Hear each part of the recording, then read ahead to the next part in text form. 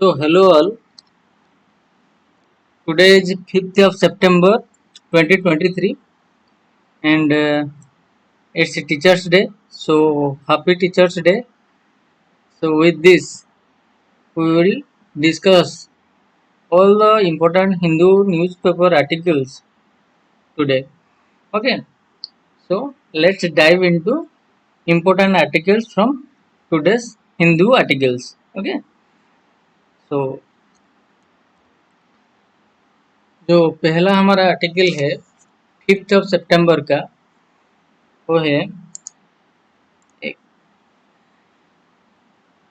Chinese president will not attend Delhi G20 summit.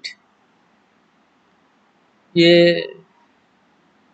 उनका जो confirmation हो गया है नहीं आएंगे करके, तो ये पेज नंबर 1 का है।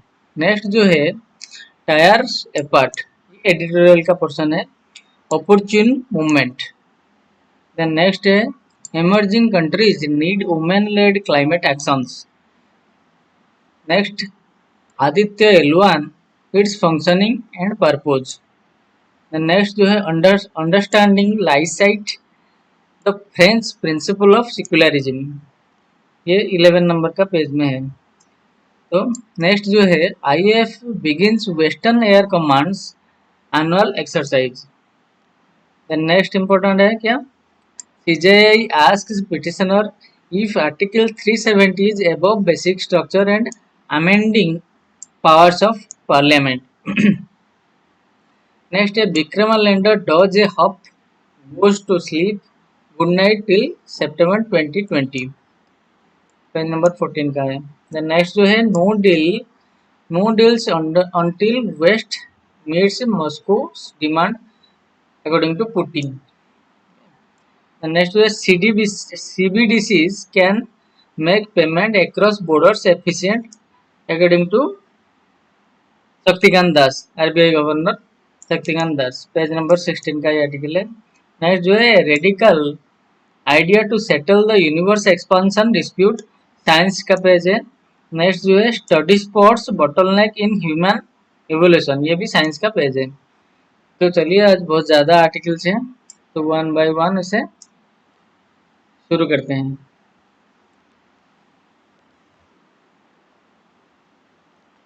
तो पहला जो हमारा आर्टिकल है आज का, चाइनीज प्रेसिडेंट कंफर्म कर दिए हैं जिनपिंग कि वो दिल्ली जो G20 समिट होने वाला है वो उसमें पार्टिसिपेट नहीं कर रहे हैं।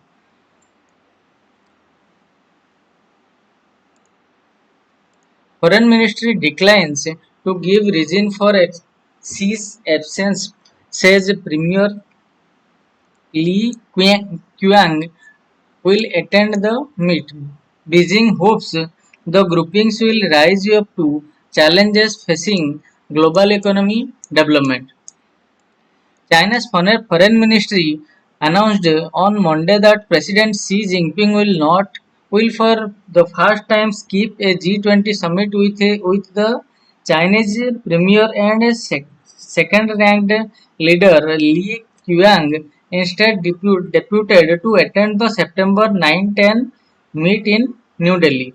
No reasons have been given for Mr. Xi skipping the summit, a key annual diplomatic event that China has usually placed a special emphasis on, viewing it as an important platform to shape the global order and exert its rising clout.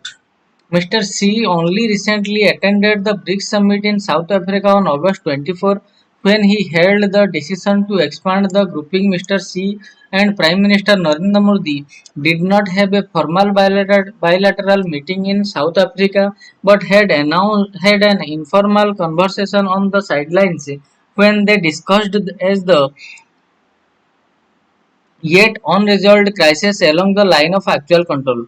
As the world economy experiences more downward pressure and challenges grow for global sustainable development, it is important that the G20, being the premier forum for international economic cooperation, strengthen partnership and rise up to the big challenges facing the global economy and development so as to contribute the world economy recovery and growth and global sustainable development, Chinese Foreign Ministry spokesperson Mao Ning said.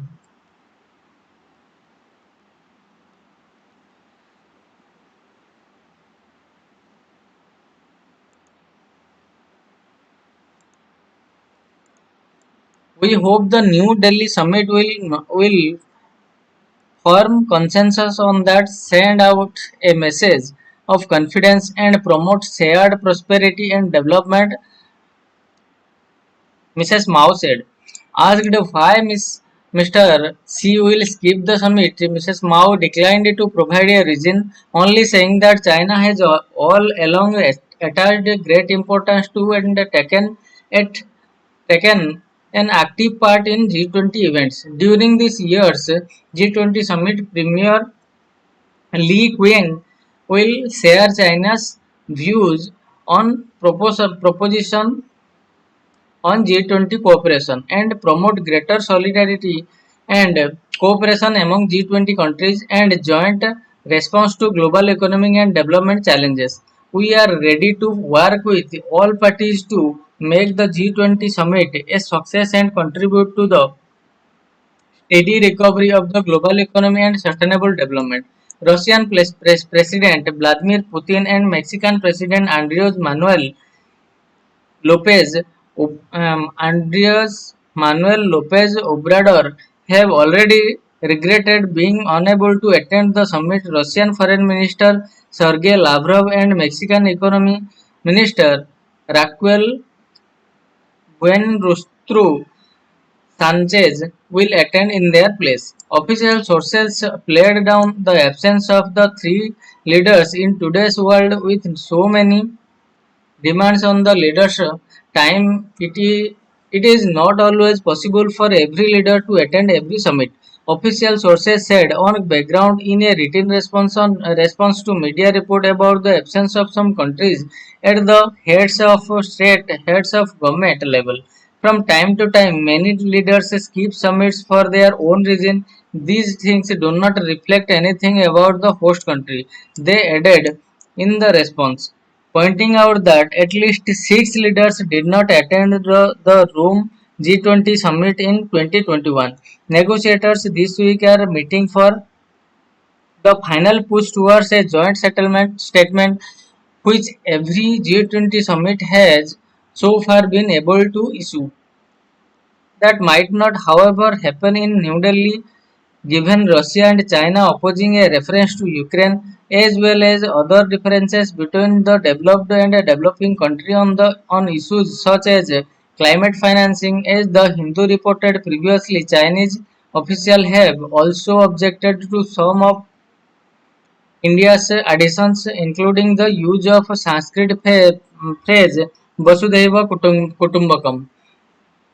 तो चलिए देख लेते हैं G20 क्या है। G20 और group of 20 is an intergovernmental forum comprising 19 countries and the European Union. It works to address major issues related to the global economy such as international financial stability, climate change mitigation and sustainable development. The G20 is composed of most of the world's largest economies, finance ministries, including both industrialized and developing nations. It accounts for around 80% of gross world product (GWP), 75% of international trade, two-thirds of global populations, and 60% of the world's land area. The G20 was founded in 1999 in response to several world economic crises. Since 2008, it has convened at least once a year with summits involving each member's head of government or state, finance minister or foreign minister, and other high-ranking officials. The European Union is represented by the European Commission and the European Central Bank. Other countries, international organizations, and non-governmental organizations are invited to attend the summit, some permanently. In its 2009 summit, the G20 declared itself the primary venue for international economic and financial cooperation. The group's stature has risen during the subsequent decade, and it is recognized by analysts as exercising considerable global influence. It is also criticized for its limited membership, lack of enforcement powers, and for the alleged undermining of existing international institutions. Summits are often met with protest, particularly by anti-globalization groups. The next जो editorial का portion है tires apart. One nation, one election militates against federalism, tired governance.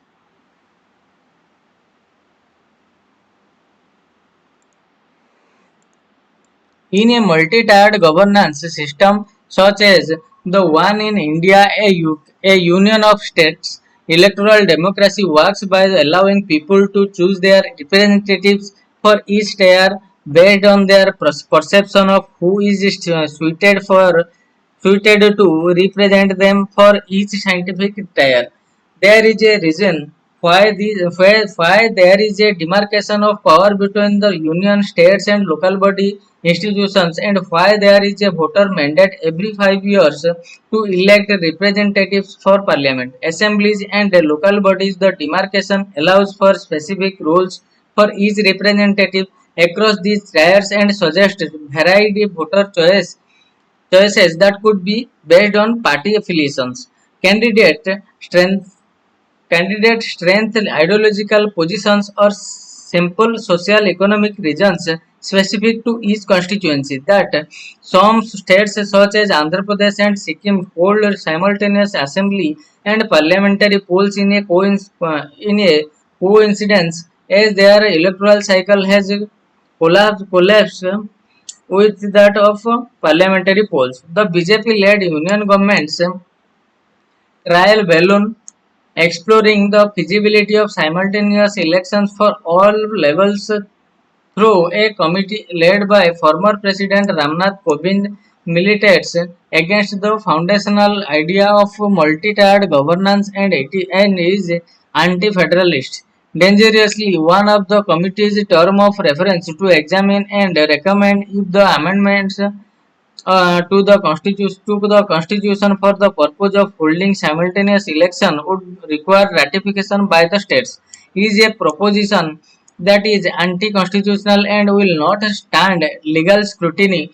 It also advances a motive that would curtail many assemblies much before their scheduled tenures. An on at an untenable prospect. Ostensibly, the proposal speaks of the need for simultaneous election as a cost-cutting exercise, allowing voting in parliamentary, assembly, municipal, and panchayat election in one go.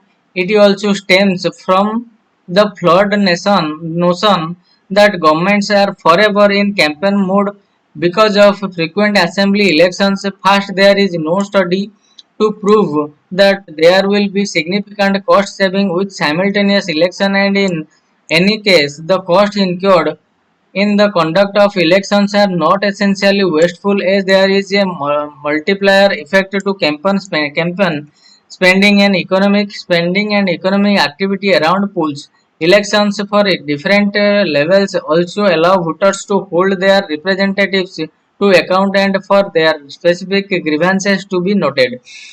Second, the conduct of various elections at different points of time is to only elect representatives for these tiers and is not a referendum on just one tier or even an individual leader at every point of time. As the BJP has sought to make it, those in civil and political society who are committed to India's federal structure should argue for separation of Lok Sabha election from polls to assemblies as the campaign issues and democratic choices vary. In any case, unless the term of each Lok Sabha and assembly is fixed, the premature dissolution for whatever reasons is bad, the idea is unworkable. The next जो है opportune movement despite minor deceleration, GST inflows create room to expedite tax rates regime. GST revenues have clocked an 11.3% growth in the first 5 months of 2023-24, with an average monthly KT of 1.66 lakh crore rupees, up from about 1.5 lakh crore rupees last year. This uptick bolstered by the record of 1.87 lakh crore collected in April, was slightly higher at 11.5% in the first quarter over July-August. That growth has slowed to 10.8% and 10.76% respectively, marking the slowest rise since July 2021. In absolute terms, revenues in August pertaining to transactions done in July were at a 3-month low of 1.59 lakh crore rupees, from a 3-month high of 1.6 lakh crore rupees in July. On a disaggregated basis, revenues from goods imports rose about 3% in August after 2 months of contraction, indicating some recovery in discretionary demand. However, revenues from the domestic transition and services imports rose 13.8%, slower than July's 15.1% growth. The festive season could fuel some growth from both revenue sources, but the resurgence of high inflation may skew the momentum towards items preferred by high-income households, as those with weaker incomes grapple with the pronounced price rise across food items by cutting back other spends. The salutary effect of mandatory e-invoicing for firms with an annual turnover over 5 crore rupees, excising loose ends in the tax trail, will be visible in this month's revenue, but the festive effect would only be discernible 2 months from now. Yes, the overall trajectory of the GST revenues, boosted by a crackdown on evasion and fake registration, is buoyant and should dilute concerns about underwhelming collections in initial years of the tax.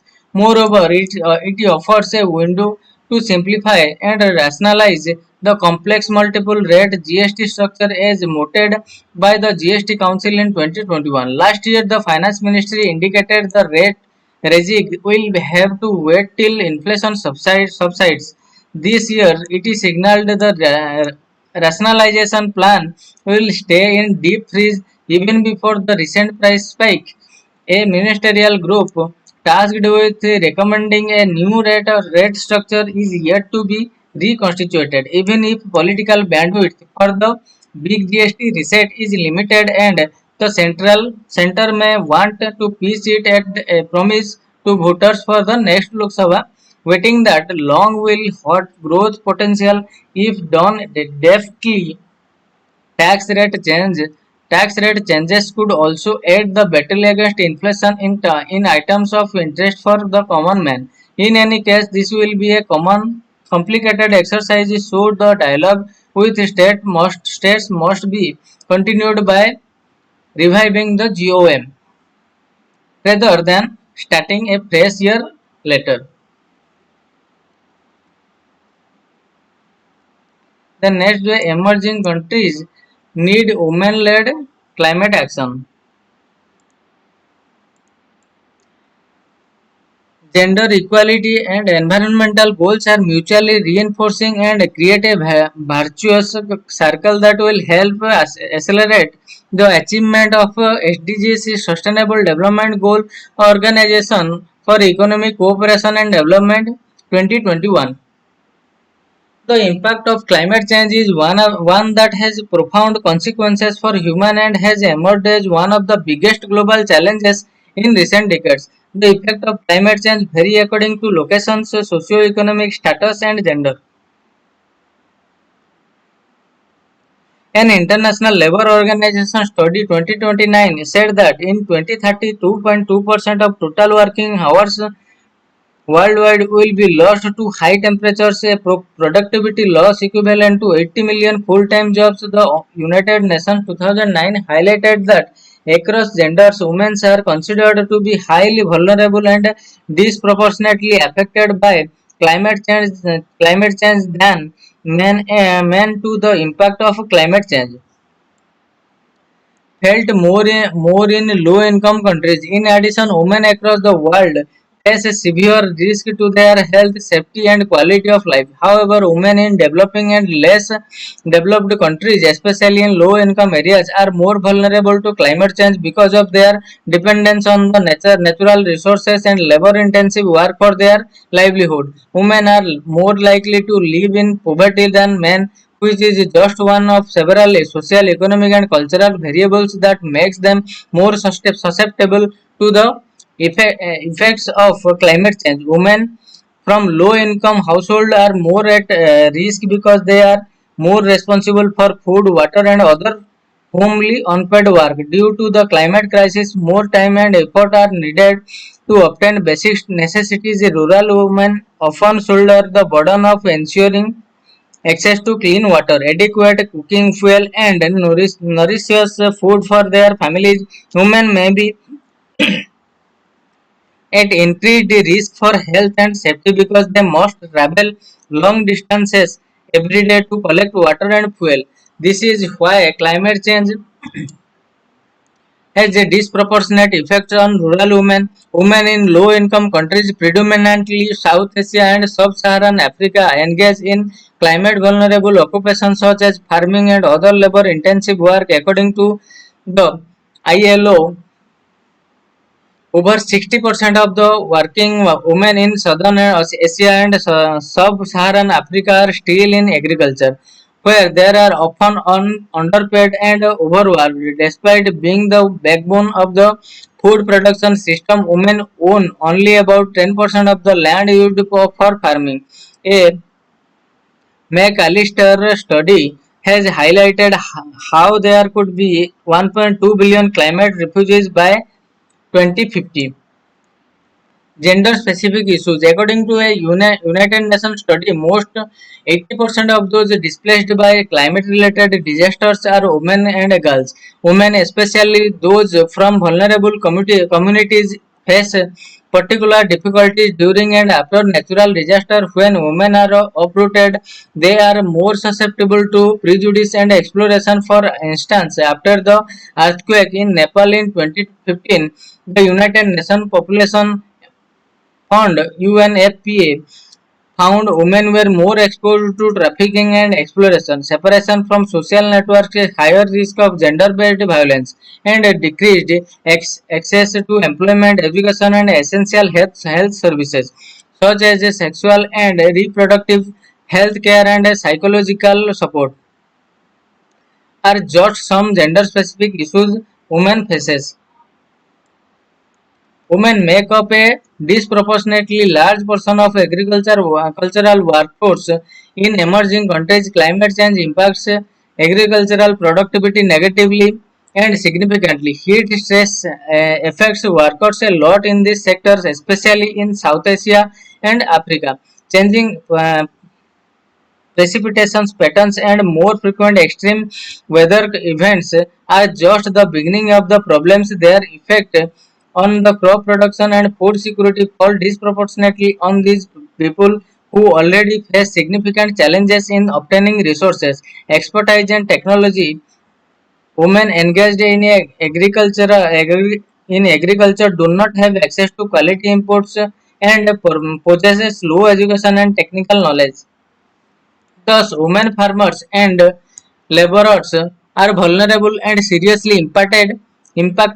Various studies also reflect how flooding has increased water scarcity and also violence against and the exploitation of women. Invest in women's education and training. Climate change impacts can particularly exacerbate poverty and socio-economic vulnerabilities among women. Climate change is also linked to women's inequality. According to estimates,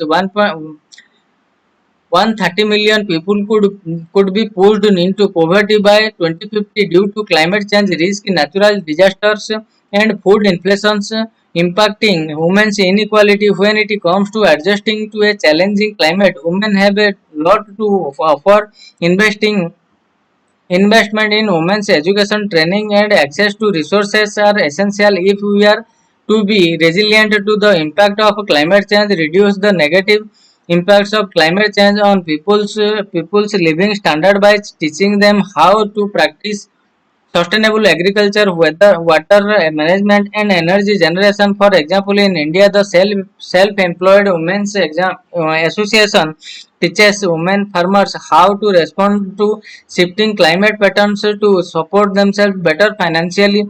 Therefore, it is essential to support groups that educate the public, train people to adapt to climate change, and invest in women's education and training in environmentally friendly farming methods.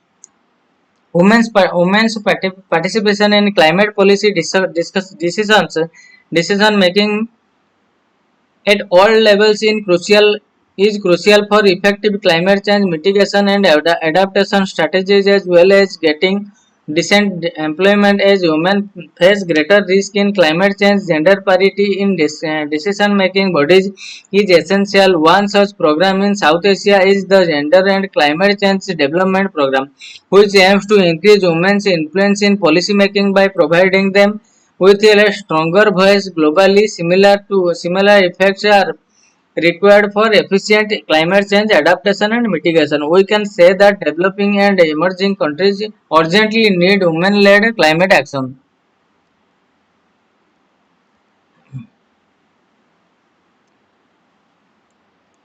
The next way Aditya L1 is functioning and purpose.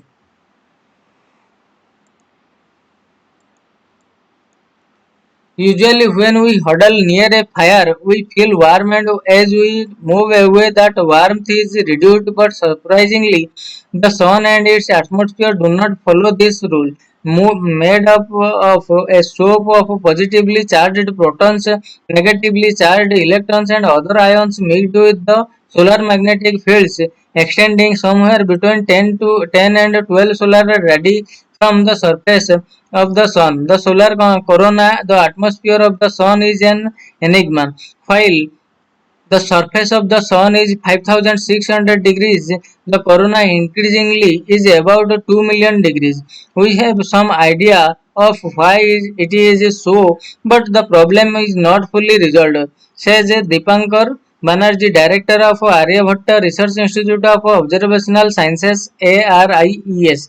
Observations from Aditya L1 will help us understand the dynamics of the sun and how solar variability impacts the climate on Earth and affects the space weather. He adds, monitoring the sun, discovered by mathematician Joseph Louis Lagrange, L1 is one of the 5 points located approximately 1.5 kilometers away, where the gravitational forces of the sun and the earth are in equilibrium. Hence, a spacecraft placed at Lagrange point 1 orbits the sun at the same rate as Earth and affords an uninterrupted view of the sun, making it an ideal observation post for space-based solar observation. The L1 is currently home to European Space Agency, National Aeronautics and Space Administration (NASA), Solar and Heliospheric Observatory (SOHO), observing the sun and its dynamics. Aditya L1 will join this observatory to unravel the mysteries of the dynamics of the sun. Launched on September 2, the craft will undergo 5 orbit raising maneuvers before being slingshot to the L1 point. The ship will coast for about 4 months before it reaches L1. At that stage, the thrusters will be fired to make the craft circle around the L1, placing it in what is known as a hollow orbit around L1. From this vantage point, Aditya L1 can observe the sun 24/7 using its four remote sensing payloads and measure in situ the various parameters in space weather. To understand climate variability, like a heartbeat, solar activity is measured in terms of number of sunspots. Sunspots are cooler regions on the sun's surface which increase and decrease in a cycle of 11 years when the sun is active. The number of sunspots is in the hundreds, and at solar minimum the number are nearly zero. However, according to Anam Parambu Rama Prakash, who is with the Pune based Inter-University Center for Astronomy and Astrophysics, despite the variation in solar activity, the emission in visible and long wavelength is nearly steady. Whatever changes we observe in the solar radiation, nearly 80% occur in the ultraviolet range. He says the Earth's upper atmosphere absorbs most of the solar UV rays. The absorbed energy affects the atmosphere's composition, temperature, and other parameters. It is imperative to know how far variations in the UV rays emitted by the sun contributes to climate variability on Earth. He adds, the Solar Ultraviolet Imaging Telescope developed by the Inter-University Center for Astronomy and Astrophysics in close collaboration with the ISRO, the Center of Excellence in Space Science India, Mohanpur, the Manipur Academy of Higher Education, etc., will observe the UV radiation from different zones of solar atmosphere. The onboard intelligence system will direct any sudden appearance of bright spots such as solar flares, a sudden burst of high energy visible light, UV rays, X rays, and gamma rays on the disk. The automated system will trigger the rapid imaging of different layers, and thus we will obtain a 3D tomographic view of the sun. With the system in place, the events progression through the layers of solar atmosphere can be imaged, says Mr. Ramaprakash. Combining the data from the solar low energy X-ray spectrometer SOLEX and the high energy L1 orbiting X-ray spectrometer HELIOS developed by the ISRO's Bengaluru based UR Rao Satellite Center with SUIT can help us gain insights into the emergence, progression, and energetic of a transient event on the surface of the sun in the UV region. Observing the sun using the suite will enable us to better understand climate variation on Earth. Earth's climate has definitely changed. Global warming is real. The data from suite and other papers of the Aditya L1 will help us resolve the contribution of natural and anthropogenic factors driving climate change, says Ramaprakash. Looking deeper, at times the sun sneezes like a tongue of fire. A chunk of the corona suddenly accelerates and leaps into interplanetary space called coronal mass ejection (CME). This cloud, consisting of billions tons of energetic plasma mixed with a solar magnetic field, is hurled at 250 kilometers per second to 3000 kilometers per second. Usually, the corona is not visible in the glare of radiant sun except during the brief moment of a total solar eclipse. However, solar physicists can create artificial eclipses in the solar telescope called coronagraph to observe the corona. Hitherto, no space telescope could peer at the inner corona closer to the sun. They could look at either 1.1 solar radii or larger, says Ravindra Bellur, professor of solar physics at the Bangalore-based Indian Institute of Astrophysics. However, theoretical studies theoretical study indicates that the acceleration of the coronal mass ejection happens below 1.1 solar radii. He adds, with no insight into the solar corona's inner part dynamics, we are yet to fully understand the mechanism that drives the CM is the visible emission line coronagraph VELC developed by the Bangalore based Indian Institute of Astrophysics in close collaboration with the ISRO can peak as close as 1.05 solar radii, a region never imaged by any solar telescope. From 1.05 it can scan up to 3 solar radii. With these unique capabilities of VELC, we can get crucial information about the mechanism responsible for CME acceleration, says Mr. Ravindra. when a solar storm brews. Along with sunlight and electromagnetic radiation such as ultraviolet rays, the sun emits the constant stream of charged particles and a mixture of solar magnetic fields that travels throughout interplanetary space called a solar wind. The average speed of the flow near the Earth is about 300 km per second. The solar wind constantly rams the Earth's magnetosphere, which functions like a shield and deflects most of it. Nevertheless, the energetic particles from the solar winds sneak through the weak magnetic region of Earth, the north and south poles, and interact with the molecules in the atmosphere, creating the dazzling display of aurora. Violent eruptions like solar flares and CMEs trigger a strong wind or solar storm. A geomagnetic storm occurs when the solar storm passes the Earth's magnetosphere, while brilliant, beautiful auroras appear as more energetic particles flow through the north and south poles. GPS and shortwave communications are disrupted, and the electrons in the satellite are in danger. Intense geomagnetic storms can induce magnetic induced currents in the power grid and pipelines, resulting in the power outage and fire. The energy from the charged particles hits the upper atmosphere, increasing the density and causing extra drag on satellites in low Earth orbit. The changes in solar events density, the speed and direction is called space weather. Solar storm results in inclement space weather. Aditya L1 will function as a space weather station.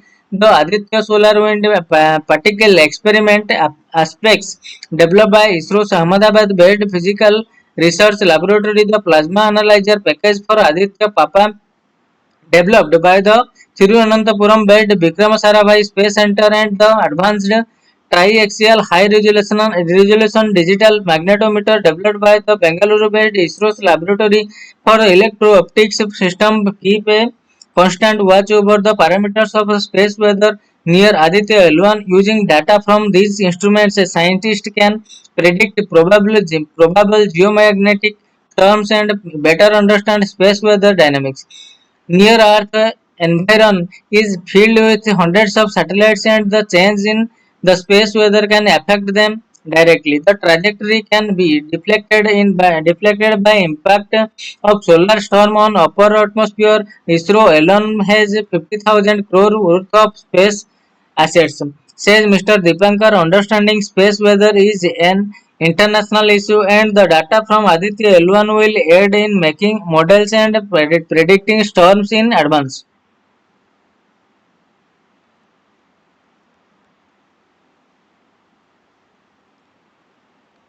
तो next जो है understanding laicite the French principle of secularism. French principle of secularism.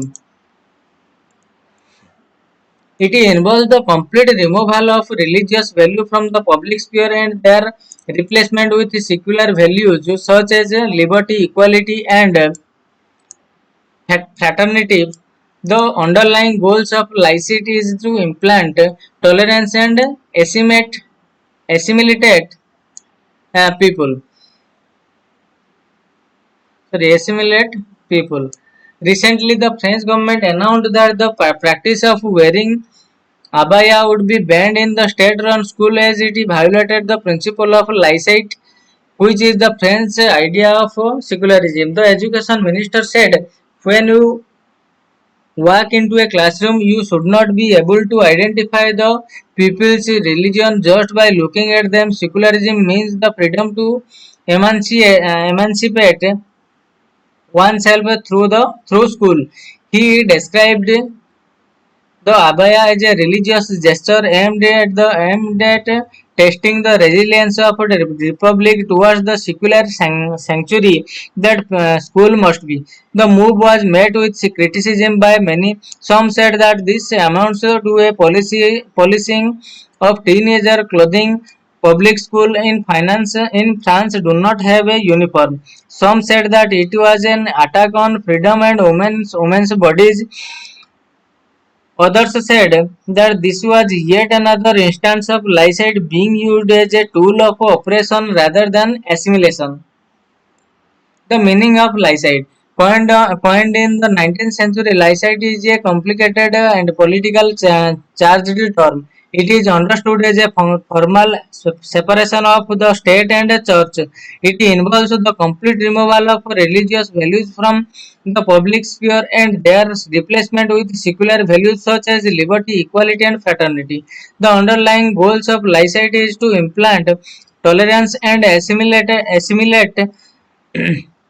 people. As per the principle, religion is to be confined to the private sphere.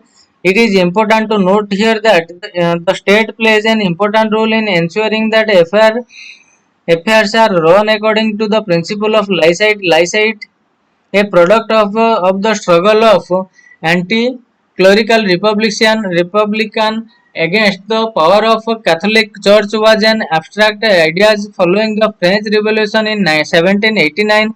It took a concrete sphere in the form of the law of 1905.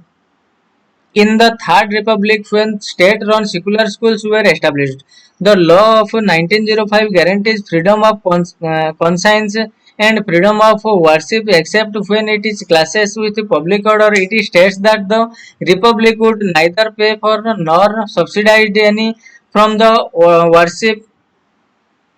Today, while there are publicly funded Catholic schools in France, most children attend public schools which are secular, space and free of cost. Change in demographics. Lysite was not seen as as a problematic for the most part of the 20th century because France was largely homogeneous in the 1950s and 1960s. However, there was large-scale decolonization in South Africa, which led to an influx of immigrants from predominantly Muslim countries such as Tunisia, Morocco, and Algeria. The change in demographics caused episodic tensions. The incident that particularly rattled France and drew extensive press coverage was in 1989 when three Muslim girls who refused to remove their headscarves in class were expelled from their school in the town of Cyril, about 48 kilometers from Paris. The headmaster claimed that he was enforcing Lycite. Muslim leaders as well as Catholic leaders decried the move, arguing that Lycite meant respect for the intolerance of religious differences among students.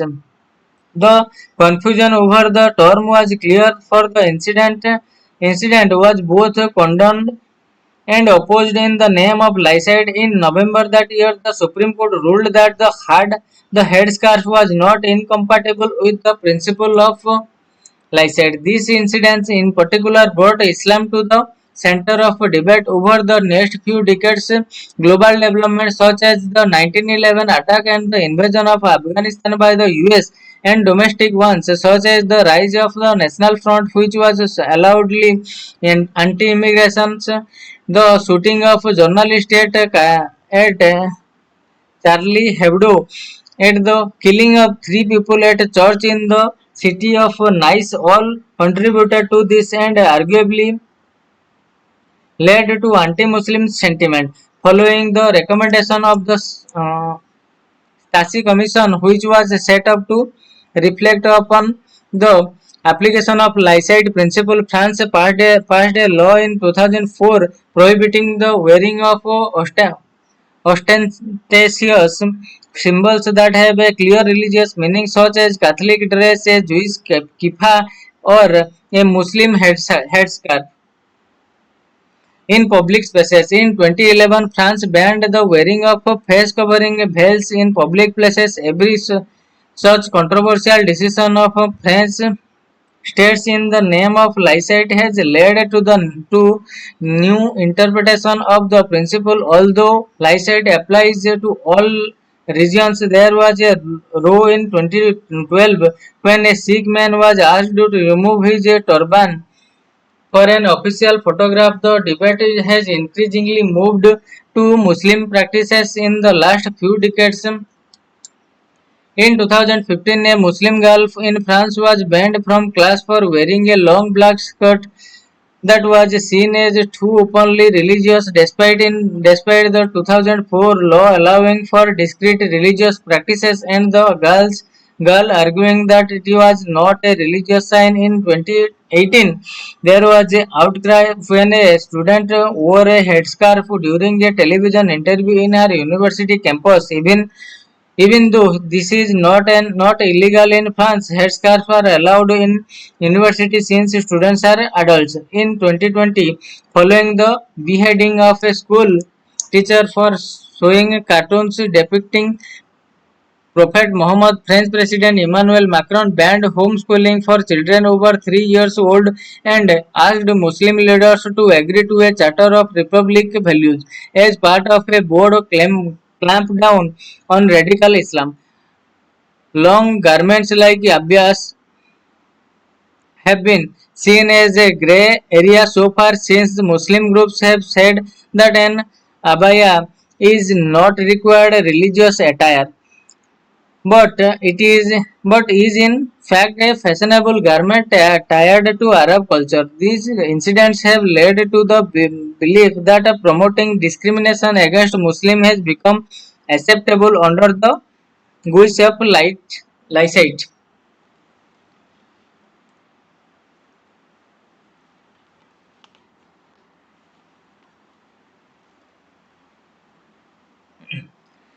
A different approach. Yet, despite efforts to ensure secularism, 36% of French people said in a survey in 2022 that they believed that secularism was rather not sufficiently being defended in France, while 21% said it was not at all being defended. The question now is whether laicity actually helps people integrate into society or whether it is being used as a tool to oppress communities.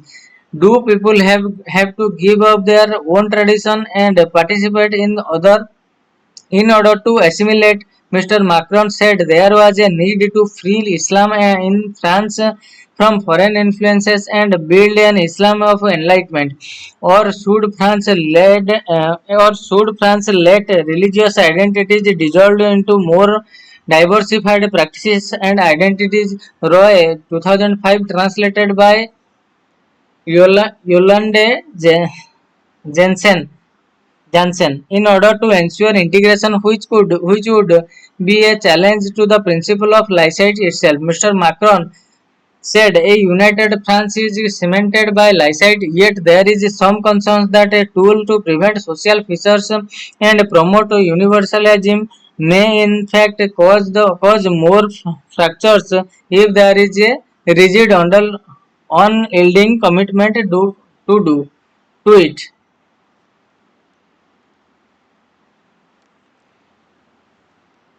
IAF begins Western Area Command's annual exercise. The operation from September 4 to 14 will see activation of all frontline assets and force multipliers of the Air Force from LOC to LAC. The actual training exercise is Raisul of the Western Air Commands of the Indian Air Force began on Monday. The exercise will see activation of all air assets and force multiplier spreads across the line of control with Pakistan to the line of actual control LAC with China. The exercise is scheduled from September 4 to 14 and will validate the command's operational preparedness and will see the employment of all the frontline assets from fighters jet, transport aircraft, helicopters, and other force multipliers in high tempo. A defense official said the exercise will be paused for a new days coinciding with G20 summit when the armed forces will be on high alert coinciding with the high profile event and the threat perception. Since the standoff with China in Eastern Ladakh in May 2020, which is still ongoing, the Indian military has seen a major reorientation from its focus from Pakistan to China, and the IAF has maintained a high tempo of operation as the army mobilized in a big way. The IAF pressed in its entire transport fleet and airlifted over 68,000 troops, 330 infantry vehicles and over 90 tanks in addition to artillery guns as reported by the Hindu earlier. The two sides recently held the 19th round of Corps commander talks towards disengagement and de-escalation on the line of actual control to end the standoff, which immediately followed by Major General level talks to Depsang and Demchok to find a way out. However, the two militaries continue to remain deployed with extensive build-up on both sides. Last Monday, China released the 2023 edition of the standard map of China, which continues to show the entire state of Arunachal Pradesh and the Aksai Chin region within its boundary. India had lodged a strong protest. Then next जो है CJI asked petitioners if Article 370 is above the basic structure and amending powers of Parliament. Basic structure and amending powers of Parliament.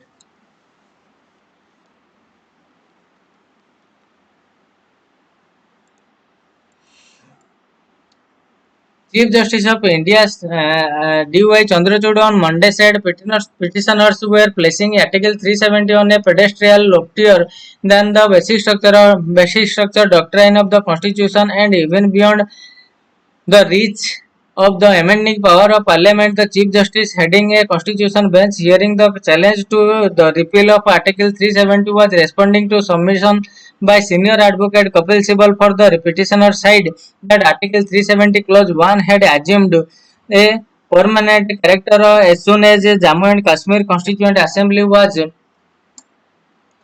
dissolved in 1957 after the framing of the state constitution. Mr. Sibal argued that clause 3 of Article 370, which empowered the president to abrogate the article and as done on August 5, 2019, had ceased to exist. Mr. Sibal said Article 368, Parliament's power to amend the constitution, did not apply to Article 370 as the special procedure for repealing or modifying the article was only available under Clause 3 of Article 370. Under Article 370 Clause 3 and its proviso, the constitutional provision can be declared imperative by the President through a notification provided the Constituent Assembly of the Jammu and Kashmir recommends the move. So there is in our Constitution a provision which even the amending power available in respect of the rest of Constitution under Article 369 is unavailable. The provision lies even above the basic structure. The Chief Justice questioned his logic. Mr. Sibal said neither the court nor the petitioner had to advise the union government on how to abrogate Article 370. The call to repeal the constitutional provision was a political process. The solution was political. In other words, you are saying there is no solution to Kashmir within the constitution there, that we have to look outside the constitution. Is that your hypothesis? Hypothesis, Mr. Sibal, all solutions have to be within the constitution. The Chief Justice said the government, which had till recently labored to convince the court that it had not violated the procedure under Article 370 Clause 3 to abrogate the constitutional provision, suddenly began arguing on Monday that the President had a plenary power to repeal Article 370. It is a sui generis, unique power given only in this article to the highest constitutional authority. It is neither constituent or legislative or executive power but has a flavor of all three. Additional Solicitor General K.M. Nataraj argued for center. Mr. Sibal said such myths presented by the center need to be discussed, disabused immediately. Why did they change the term Constituent Assembly of the State to the Legislative Assembly of the State in proviso to Article 370? The President had such plenary powers as they claim. In fact, Article 370 limits the power of President, the senior advocate said.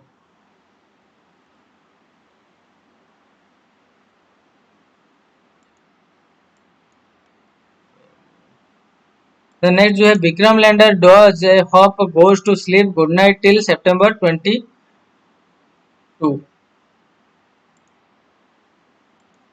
ISRO hopes to wake up lander and rover when the lunar day dawns again. Vikram elevates itself by about 40 centimeter and landed 30 centimeter to 40 centimeter away. The Hope experiment has significant bearing on future mission to bring back samples human flight.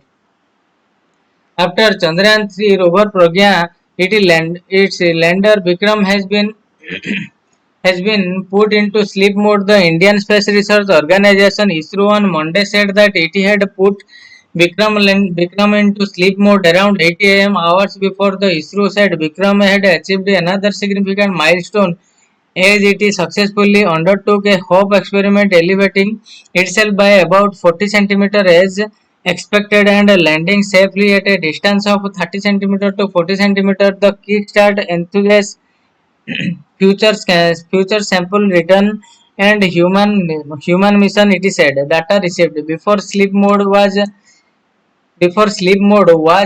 activated. CHA, STA, Rambha, LP, and ILSA payload on the lander did in situ experiment at the new location. The data collected were received back on Earth. Payloads were now switched off. Lander receiver were kept on, the ISRO said. On Saturday, the Space Organization said that Pragya had completed its assignments and it had been safely parked and set into sleep mode. Pragya's receiver had been kept on. The ISRO had said that Vikram would fall asleep next to Pragya once solar power was depleted and battery drained. The agency was hoping that it would wake up Vikrama and Pragya on September 22, hoping for their awakening around September 22, 23. It is said the lander and the rover with a mission life of one lunar day, 14 Earth days. They have scientific payloads to carry out experiment on the lunar surface. The lander and the rover will stay on the moon for 14 days until they get sunlight. ISRO chairman A. Somnath had said earlier the solar panel on the lander and the rover had stored energy during the lunar day and will recharge their batteries. Once the sun sets on the moon, temperature can plunge below minus 200 degrees centigrade Celsius. Kickstart. The successful Hope experiment and Kickstart could have significant bearing on the future mission which are launched with an objective to bring back samples from the moon and also future human missions to the moon. Vikram lander exceeded its mission objectives. It successfully underwent a Hope experiment on command. It fired the engines, elevated itself by about 40 centimeters as expected and landed safely at a distance of 30 centimeters to 40 centimeters away. Importance. The Kickstart enthusiasts future sample return and human missions ISRO posted on X, formerly Twitter. It added that all systems performed nominally and healthy, folded and redeployed. Deployed ramp, CH, STA and ILSA were folded back and redeployed successfully after the experiment, the ISRO added. On November 17, 1967, NASA's Surveyor 6 carried out a lunar hope, becoming the first spacecraft to do lift off from a celestial body. Surveyor 6 NASA says Surveyor 6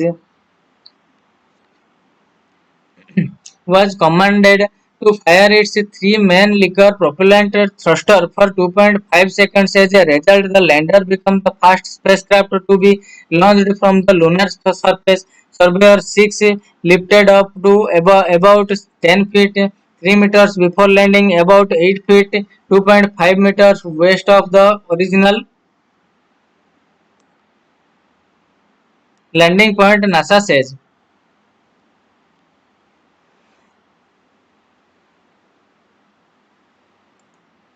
No deal until West meets Moscow's demand, Putin.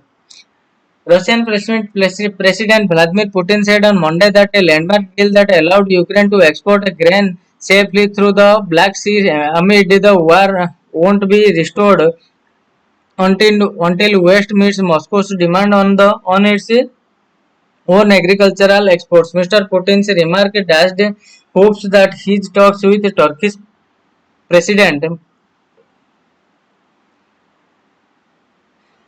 Recep Tayyip Erdogan could revive the agreement seen as vital for global food supplies, especially in Africa, West Asia, and the rest of Asia.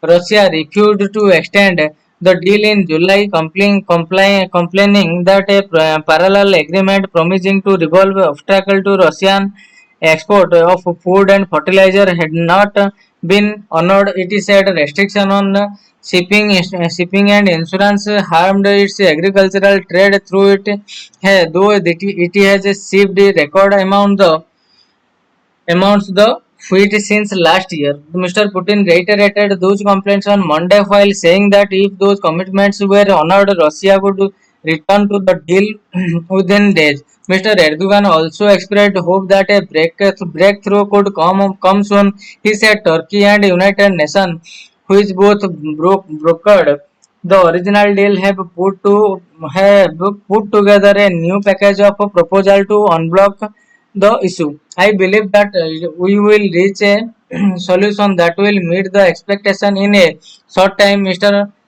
Uh, Mr. Erdogan told a news conference in Russian resort of Sochi, where the leaders met. A lot of riding on the negotiations. Ukraine and Russia are major suppliers of wheat and barley, sunflower oil, and other goods that developing nations rely on. Data from the Joint Coordination Center in Istanbul, which organized shipment under the deal, shows that 57% of the grain from Ukraine went to developing nations, with the top destination being China. Meanwhile, Mr. Putin said on Monday that Russia was close to finalizing an agreement to provide free grain to six African countries. Last month, he promised shipments to Burkina Faso, Zimbabwe, Mali, Somalia, Eritrea, and Central African Republic. The next जो है CDFC CBDC can make payments across borders efficient, according to Das. Reserve Bank of India Governor Shaktikant Das on Monday said that high cost, low speed, limited access, and significant transparency remained key challenges to existing cross-border payments, and that adoption of the central bank digital currencies can make such payments efficient, faster, cheaper, more transparent and more inclusive. Cross-border payments services would deliver widespread benefits to people, he said in his keynote address at the G20 Tech Sprint Final 2023. With its instant settlement feature, I believe CBDC can play an important role in making cross-border payment cheaper, faster, and more secure. Mr. Das emphasized. He added that the use of local currencies in the cross-border in the cross-border payment could help to shield emerging market currencies from global shocks, protect against exchange rate fluctuations, and encourage the development of local forex and capital market. As all of us are starting on a clean state on the CBDC front, the adoption of the right technology platform which is interoperable would be a great benefit to the future of the cross-border payment ecosystem, he said. A radical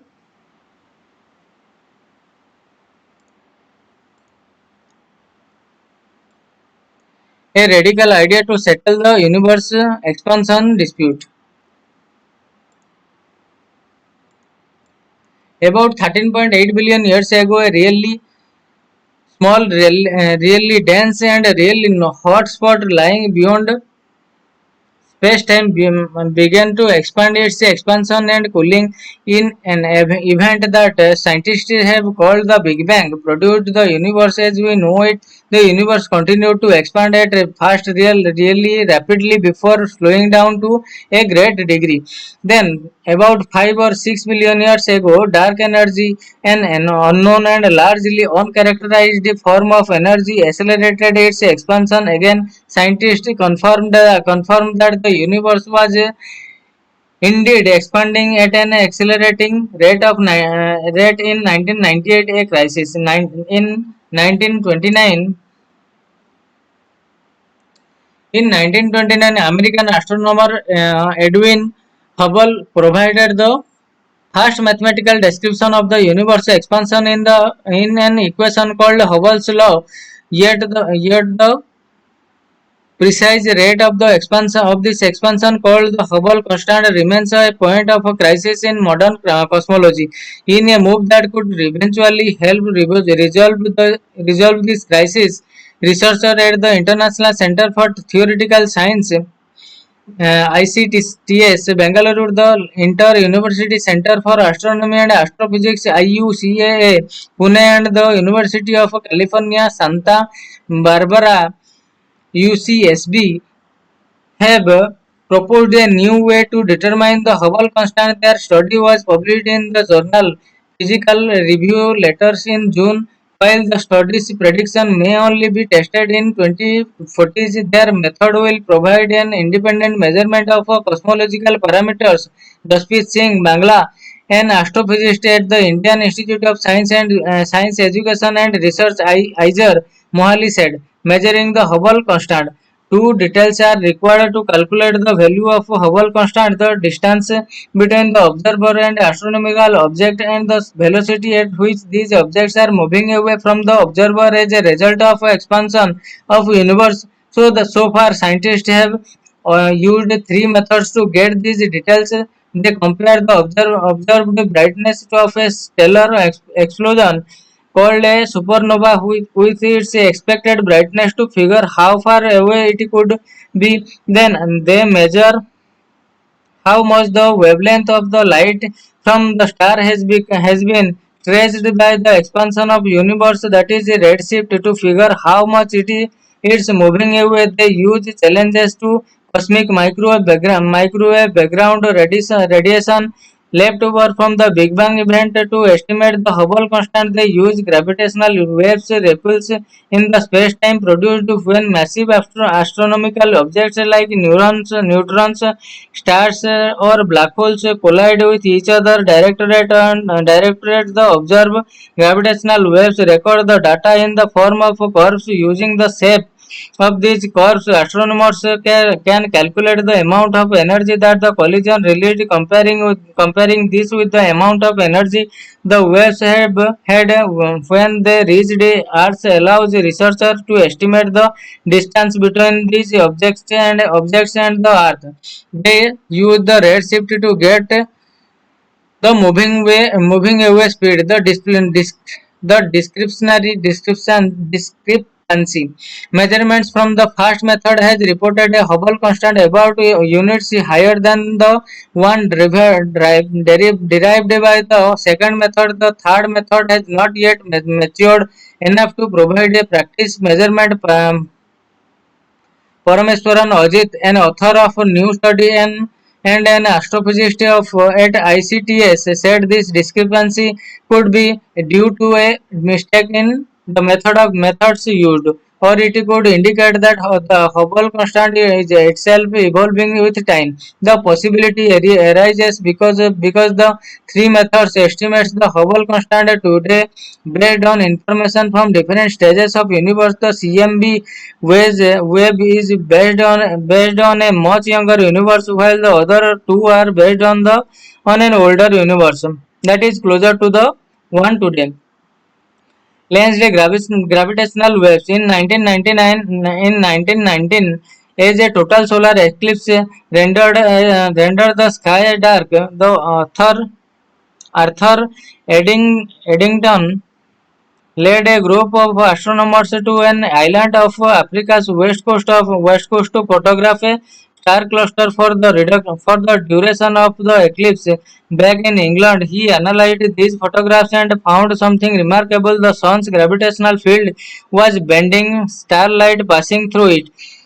Eddington had observed the gravitational lensing of light based on the idea that gravitational waves could be lensed as well. In 2021, researchers working with three gravitational waves directors in the US and Italy conducted one of the first searches for such lensed waves in existing data. Scientists are yet to find lensed gravitational waves, but there is good reason to believe that they will in the next 2 decades. This is because the upcoming generation gravitational wave detectors are expected to be able to sense about a million gravitational waves a year for the author of the current study. The rationale is that while lensed gravitational waves are expected to occur around 0.1% of the time, a decade's worth of observation should turn up thousands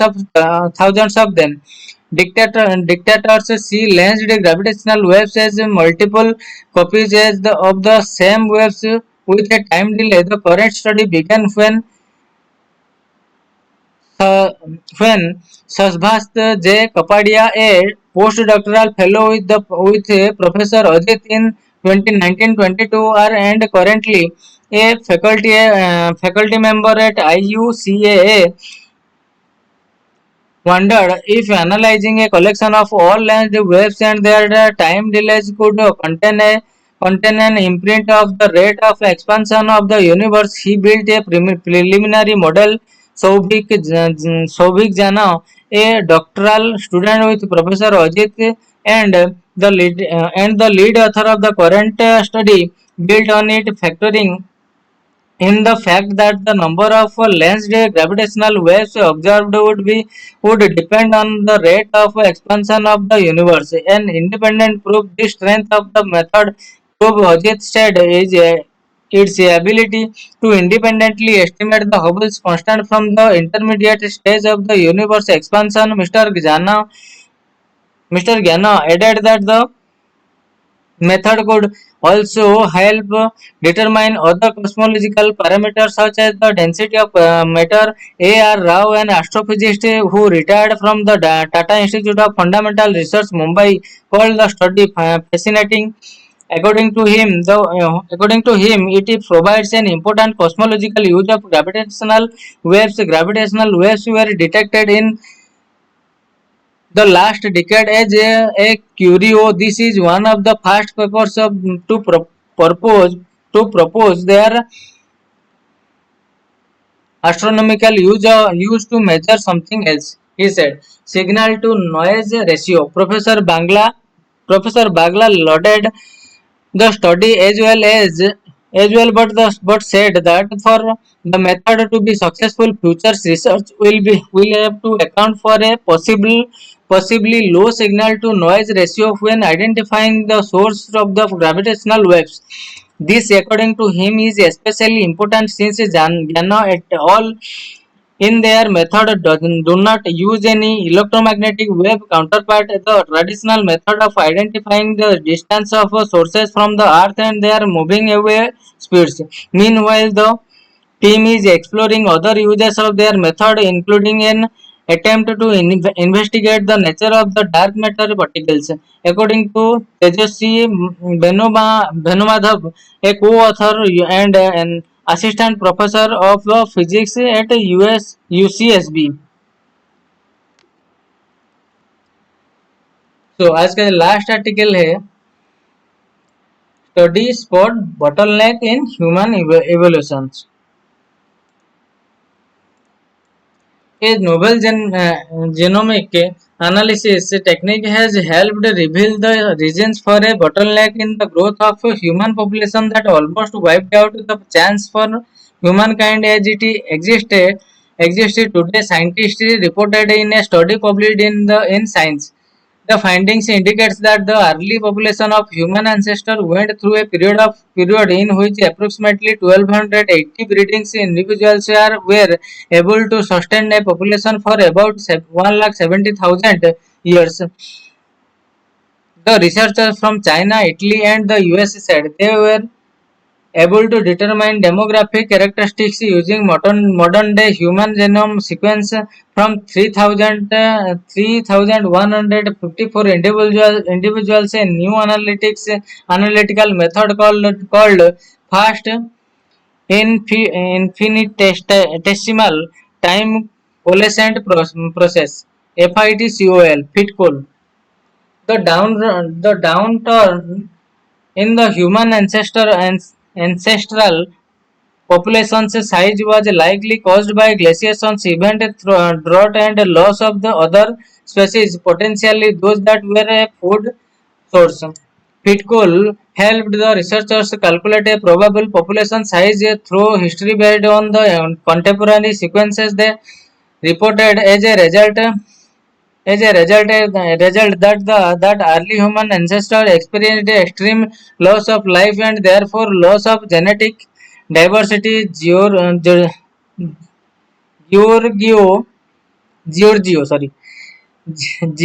Manji, an anthropologist at Sapienza University of Rome and a co-author of the paper, said that the gap in the African and Eurasian fossil records can be explained by this bottleneck in the early Stone Age.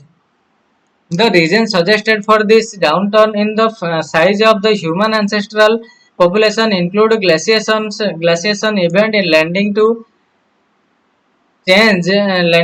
changes changes in temperatures and severe droughts and loss of the other species, potentially those that were food sources for ancestral humans. An estimated 65.85% of human current genetics diversity may have been lost in this period in the early to middle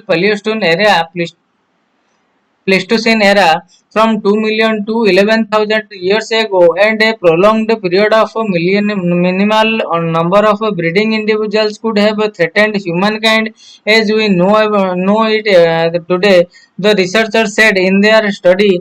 However, the bottleneck also seemingly contributed to a speciation event in which two ancestral chromosomes may have converged to form chromosomes 2 in modern humans. In the researchers said the novel findings opens a new field in human evolution because it evokes many questions such as the places where these individuals lived, how they overcome the catastrophic climate changes, and whether natural selection during the bottleneck accelerated the evolution of the human brain, said senior author V. Hussein Plan,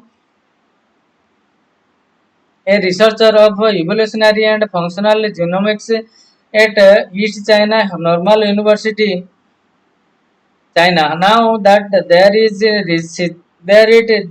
reason to believe that humans grappled with a struggle 9,30,000 to 8,13,000 years ago. Researchers can contribute digging to reveal how such a small pollution population persisted in presumably dangerous conditions. The study said humankind's rebound is expected to have been due to the use of fire and the arrival of more favorable climates.